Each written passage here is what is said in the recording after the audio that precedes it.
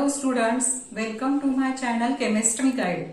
In this third part of the chapter Some Basic Concepts of Chemistry, we will study the points that is laws of chemical combinations, that is law of conservation of mass, law of definite proportion, law of multiple proportion, Gay-Lussac's law of combining volume and Avogadro's law. And then we will study the point that is Dalton's atomic theory. At first, law of chemical combination. What is chemical combination? Chemical combination, it is the process. Chemical combination is the process in which elements combines to form compounds. Elements combines to form compounds. This process is called as chemical combination. And this process is governed by 5 basic laws. And these laws are called as laws of chemical combination. आता यातला chemical कॉम्बिनेशनचे जे lodge आहेत त्यातला पहिला law आपण बघायचा आहे law of conservation of mass. Law of conservation of mass. This law is stated by the French scientist Antoine Lavoisier. Antoine Lavoisier.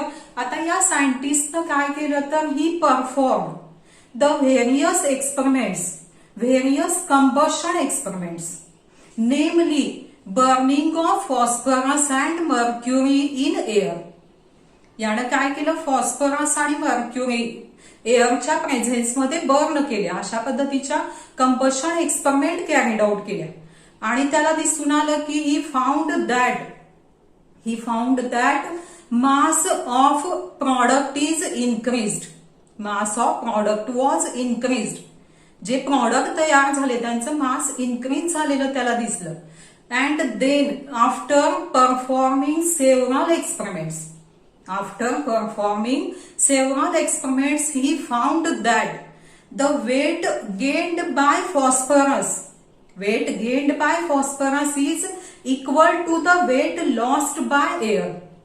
मग त्यानंतर सेव्हरल आणखी काही एक्सपेरिमेंट केल्यानंतर त्याला काय दिसून आलं की जेवढं फॉस्फरसचं वेट इन्क्रीज झालेलं आहे तेवढं एअरचं वेट कमी झालेलं दिसून आलं. आणि त्यावरून काय लक्षात येते मग total mass of reactant is equal to total mass of product. आणि त्यामुळे या लॉचं स्टेटमेंट काय तर mass can neither be created nor destroyed.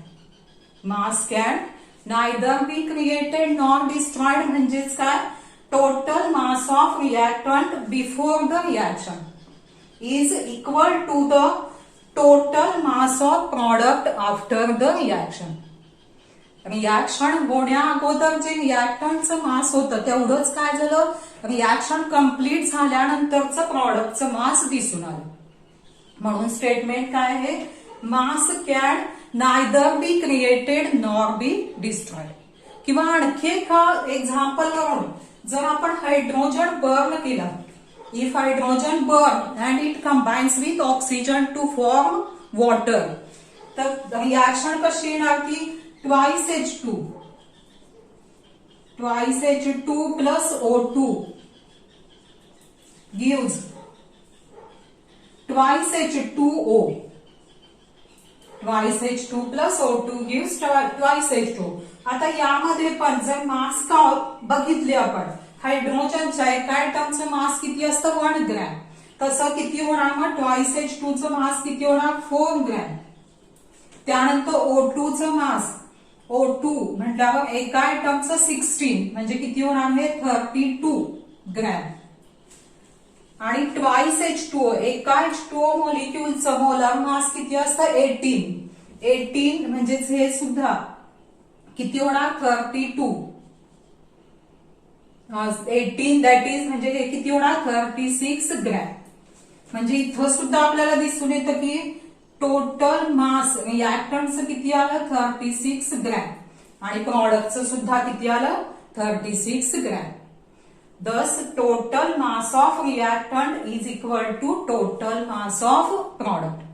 अशा पद्धतीनं स्टेटमेंट काय आहे या लॉचं, mass can neither be created nor be destroyed.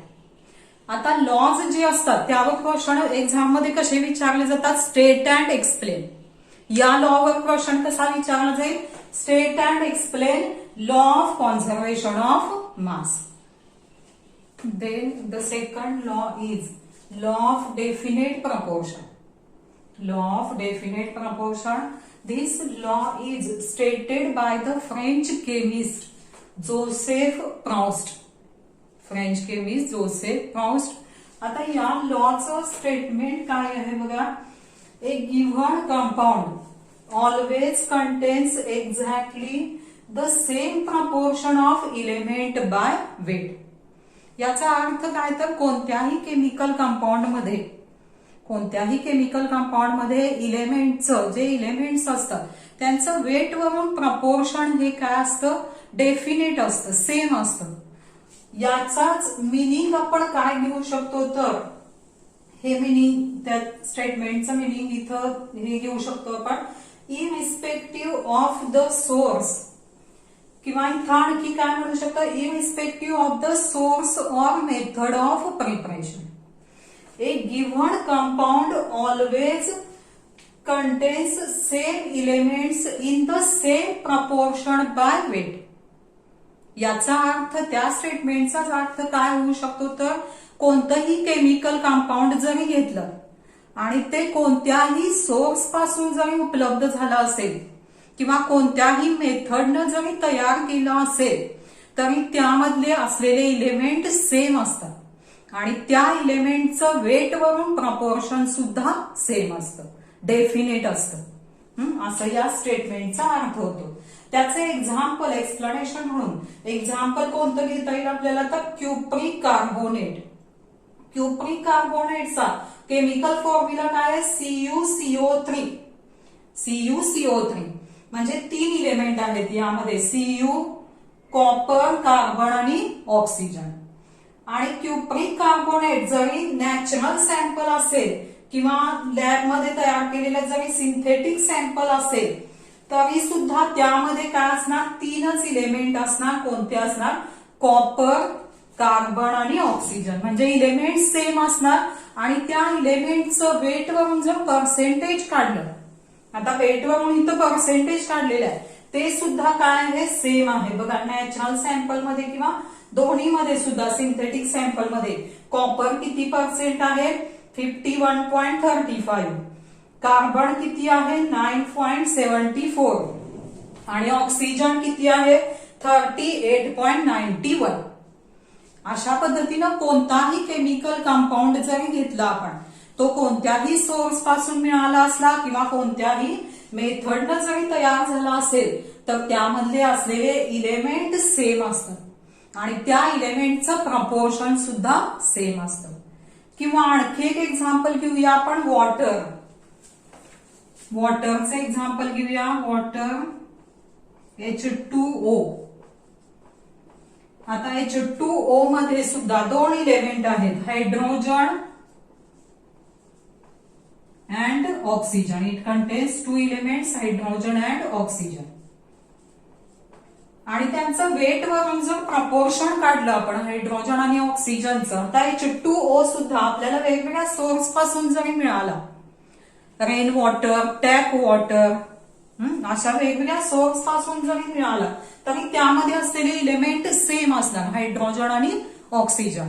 आणि त्यांचं वेट वरून जर प्रपोर्शन काढलं, हायड्रोजनचं वेट किती येणार इथं, एका आयटमचं वेट असतं 1 ग्रॅम, 2 आयटमचं किती येणार 2 आणि 2:2. ऑक्सिजनचं वेट किती होणार 60. म्हणजेच वेट वरून प्रपोर्शन किती येणार 1:8. ते सुद्धा काय राहणार, सेम राहणार.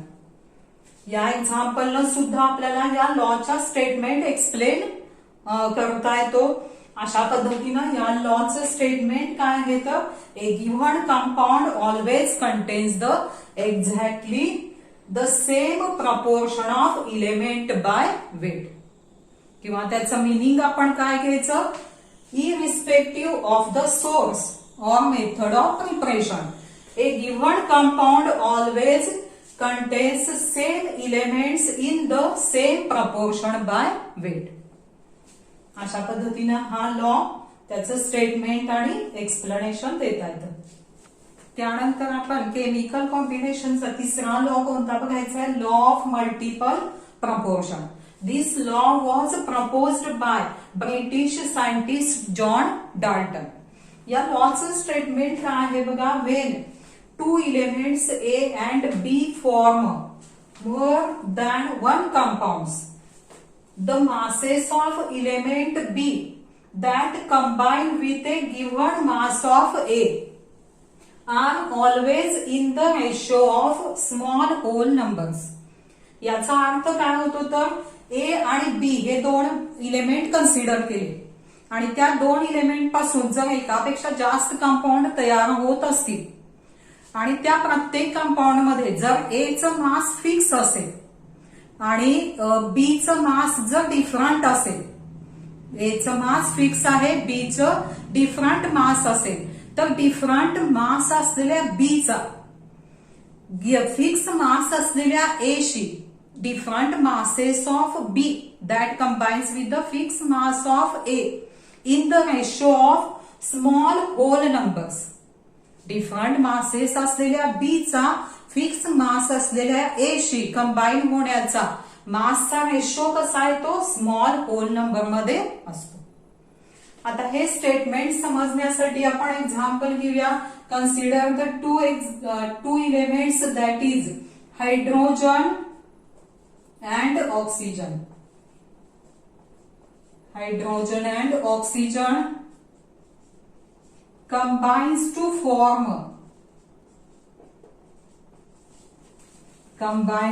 form दोन कंपाऊंड तयार झालेले आहेत त्याचे H2O and H2O2. त्यांचे दोन कंपाऊंड तयार होतात H2O आणि H2O2. आता यामध्ये इन H2O मध्ये काय झालेलं आहे तर 2 ग्रॅम. बघा H2O मध्ये काय झालेलं आहे, 2 gram of hydrogen. 2 gram of hydrogen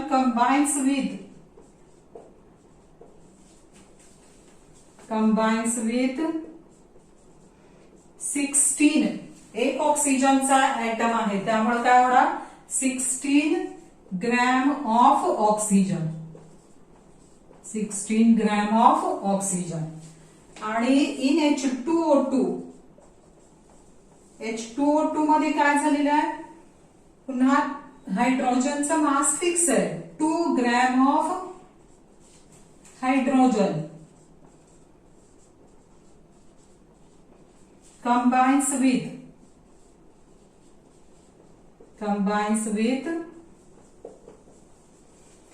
आता ऑक्सिजनचे दोन ऍटम आहेत त्यामुळे मास किती होणार त्याचं, 32 ग्रॅम ऑफ ऑक्सिजन. म्हणजे यामध्ये फिक्स मास कुणाचा आहे, हायड्रोजनचं 2 ग्रॅम आणि डिफरंट मास कुणाचा आहे, ऑक्सिजनचं. H2O मध्ये आहे 16, H2O2 मध्ये आहे 32. म्हणजे या एक्झाम्पल मध्ये काय झालेलं आहे, therefore different masses of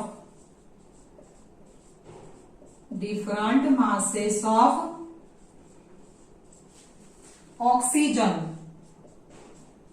different masses of oxygen म्हणजे किती आहे, 16 gram and 32 gram combines with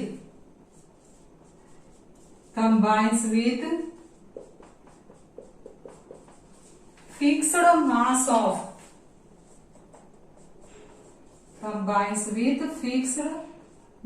of hydrogen.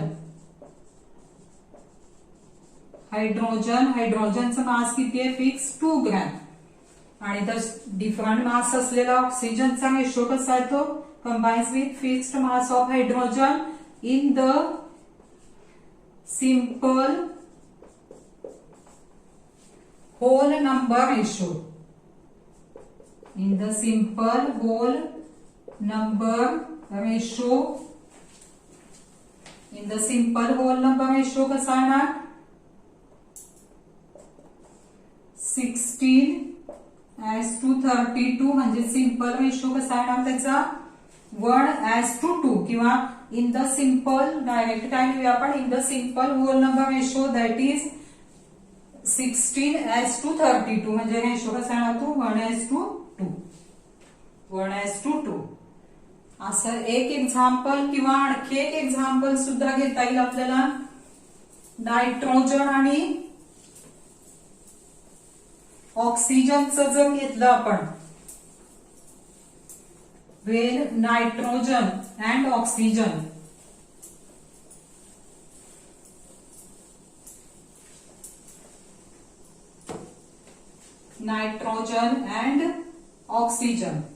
combines to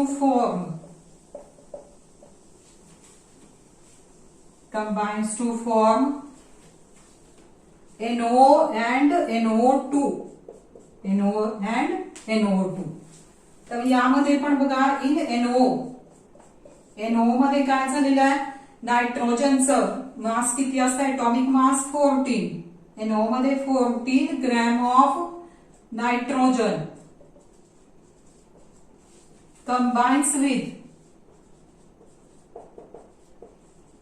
combines with ऑक्सिजनचं मास किती येणार 16 gram of oxygen and in NO2 मध्ये काय होणार 14 gram of nitrogen combines with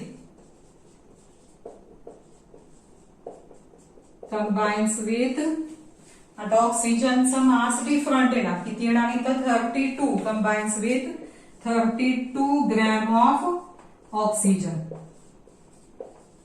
म्हणजेच यामध्ये पण काय होणार therefore different masses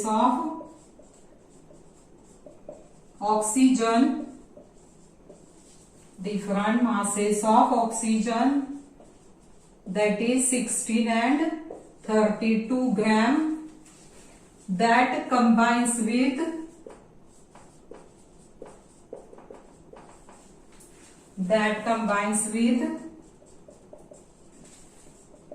fixed mass of नायट्रोजनचं मास फिक्स आहे किती आहे दोन्ही कंपाऊंड मध्ये 14 gram in the small whole number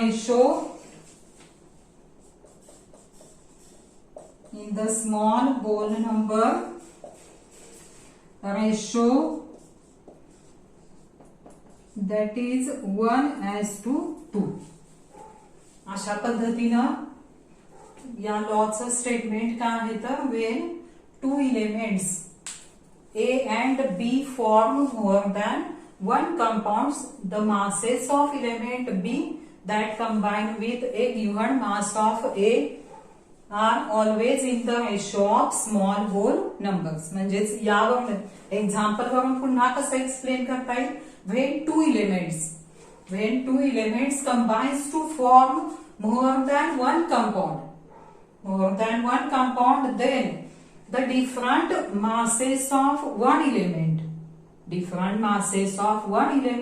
that combines with the given or fixed mass of another element in the ratio of small whole numbers. असं सुद्धा तो लॉचं statement आपल्याला लिहिता येईल किंवा आणखी एक एक्झाम्पल घेऊया आपण CO and CO2 carbon and oxygen combines to form CO and CO2 यामध्ये फिक्स मास कुणाचा आहे कार्बनचं डिफरंट मास कुणाचा आहे ऑक्सिजनचं डिफरंट मास असलेल्या ऑक्सिजनचा फिक्स मास असलेल्या कार्बनशी कंबाईन होण्याचा वेट वरून रेशो कसा येणार ऑक्सिजनचा कसा रेशो येणार तो 16:32 स्मॉल होल नंबर कसा होणार दॅट इज 1:2 किंवा आणखी एक एक्झाम्पल घेऊया SO2 अँड SO3 यामध्ये पण फिक्स मास कुणाचा आहे सल्फरचं डिफरंट मास ऑक्सिजनचा आहे ऑक्सिजनचा सल्फरशी कंबाईन होण्याचा मासेसचा रेशो कसा येणार, यामध्ये किती मास आहे 32, यामध्ये किती येणार 48, दॅट इज रेशो कसा येणार तो 32:48. म्हणजे स्मॉल होल नंबर रेशो कसा येणार 2:3. 2:3. अशा पद्धतीने एवढ्या एक्झाम्पल हा लॉ काय करता येतो एक्सप्लेन होतो. Then we will see the fourth law, that is Gay-Lussac's law of gaseous volumes. या लॉचं स्टेटमेंट काय आहे बघा, when gases combine or are produced in a chemical reaction, they do so in a simple ratio by volume, provided all gases are at same temperature and pressure. या स्टेटमेंटचा अर्थ काय होतो तर जर केमिकल रिॲक्शन मध्ये गॅसियस रिॲक्टंट्स रिॲक्ट होऊन gaseous products तयार होत असतील आणि सगळे गॅसेस सेम टेम्परेचर आणि प्रेशरला असतील तर त्या गॅसेसचा व्हॉल्यूमचा रेशो हा कसा असतो, सिंपल रेशो असतो, सिंपल होल नंबर रेशो असतो. मग याचं एक्झाम्पल आपल्याला घेता येईल हायड्रोजन.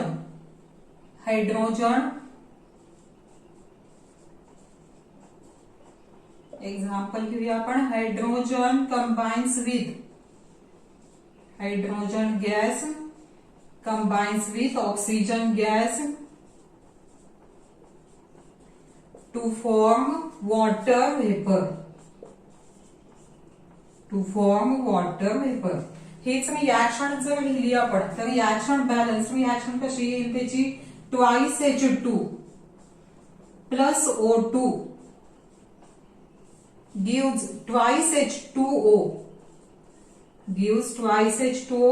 आता या रिॲक्शन मध्ये रिॲक्टंट पण गॅसियस स्टेट मध्ये आहेत, प्रॉडक्ट पण गॅसियस स्टेट मध्ये आहे आणि टेम्परेचर प्रेशर जर सेम असेल तर यामध्ये आता व्हॉल्यूम, हायड्रोजनचं व्हॉल्यूम किती आहे 2 व्हॉल्यूम.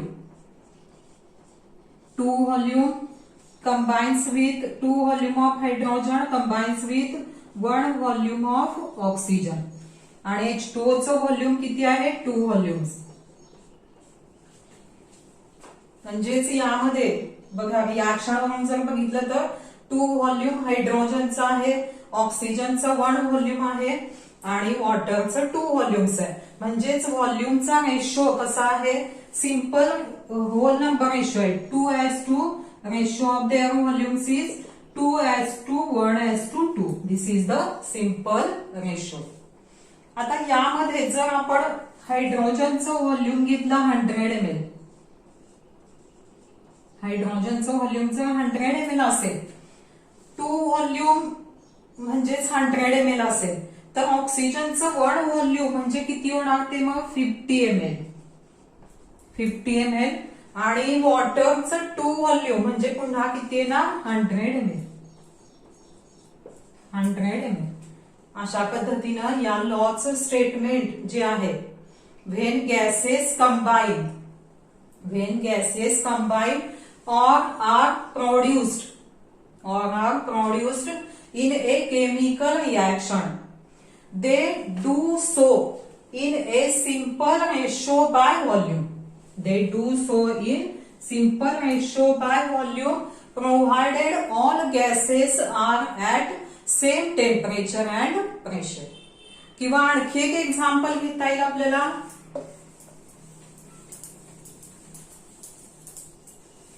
आणखी एक एक्झाम्पल घेऊया आपण. Formation of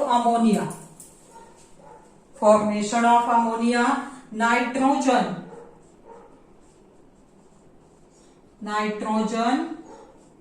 plus oxygen hydrogen plus hydrogen gives ammonia. Nitrogen plus hydrogen gives ammonia. आता रिॲक्शन बॅलन्स रिॲक्शन कशी येणार याची, N2 plus 3H2 gives twice NH3. यामध्ये पण आता व्हॉल्यूम्स बघा. नायट्रोजनचं व्हॉल्यूम किती आहे 1 व्हॉल्यूम. 1 व्हॉल्यूम, हायड्रोजनचं व्हॉल्यूम आहे 3 व्हॉल्यूम्स आणि अमोनियाचं व्हॉल्यूम आहे 2 व्हॉल्यूम. 2 व्हॉल्यूम्स म्हणजेच ratio of their volumes is 1:3:2. This is also simple whole number ratio. अशा पद्धतीनं ज्यावेळी गॅसियस रिॲक्टंट हा लॉ जो आहे तो फक्त कशासाठी ऍप्लिकेबल आहे, गॅसियस रिॲक्शनसाठी. ज्यावेळी गॅसियस रिॲक्टंट रिॲक्ट होऊन गॅसियस प्रॉडक्ट तयार होतात आणि सगळे गॅसेस जर सेम टेम्परेचर आणि प्रेशर कंडिशनला असतील तर त्यांच्या व्हॉल्यूमचा रेशो हा कसा असतो, सिंपल रेशो असतो. This is the Gay Lussac's law of gaseous volume. Then the next law is Avogadro's law. This Avogadro's law was proposed by the scientist Avogadro. आता या लॉचं स्टेटमेंट कसं आहे तर equal volumes of all gases at same temperature and pressure content equal number of molecules. म्हणजे सगळे gas, जर सगळ्या गॅसचं व्हॉल्यूम इक्वल असेल आणि टेम्परेचर प्रेशर कंडिशन सुद्धा सेम असेल तर त्यामध्ये असलेले मॉलिक्युल्सचा नंबर सुद्धा काय असतो, सेम असतो. आता इथं दाखवल्याप्रमाणे जर 100 ml च्या एका सिलेंडरमध्ये हायड्रोजन आहे, 100 ml च्या दुसऱ्या सिलेंडरमध्ये ऑक्सिजन आहे, तिसऱ्या सिलेंडरमध्ये मिथेन गॅस आहे, तिन्हीचं व्हॉल्यूम सेम आहे, तर तिन्हीमध्ये असलेले आणि same temperature pressure condition same असेल तर व्हॉल्यूम सेम असल्यामुळं त्यांचे मॉलिक्युल्सचा नंबर सुद्धा सेम असतो. म्हणजे हायड्रोजनचे समजा एक्स मॉलिक्युल्स असतील तर ऑक्सिजनचे पण किती येणार, एक्स मॉलिक्युल्स येणार आणि मिथेनचे पण किती येणार, एक्स मॉलिक्युल्स येणार. अशा पद्धतीने या लॉचं जे स्टेटमेंट आहे, जर टेम्परेचर प्रेशर कंडिशन सेम असेल तर गॅसेसचं सगळ्या गॅसचं व्हॉल्यूम इक्वल असेल तर त्यातले नंबर ऑफ मॉलिक्युल सुद्धा काय असतात, इक्वल असतात. किंवा आणखी रिॲक्शन एक घेऊया आपण. Consider the reaction hydrogen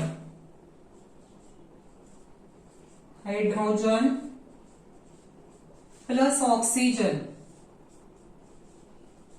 hydrogen plus oxygen gives water vapor.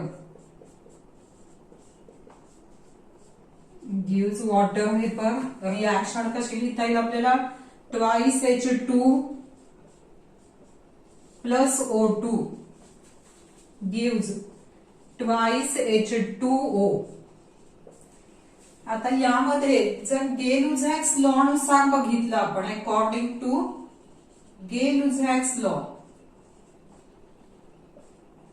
गे-लुझॅक्स law नुसार काय तर 2